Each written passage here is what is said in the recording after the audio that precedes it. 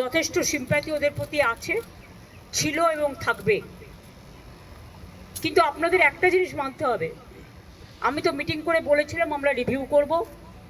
কোর্টের ব্যাপারে আমাদের আইন মেনে চলতে হয়, একটা বাধ্যবাধকতা থাকে, এটা সবাইকে বুঝতে হবে। এবং আমাদের দিক থেকে আমরা রিভিউ পিটিশন করেছি। যদি রিভিউ পিটিশন অ্যালাউ করে ভালো কথা। আমরা চাইব,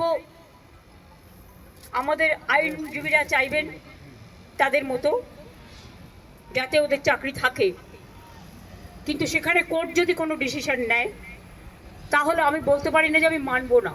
চাকরিগুলো যাদের যাবার পথে দাঁড়িয়েছে সেটার জন্য দায়ী যারা, আমি তাদের বলবো এটা না করলেই পারতেন।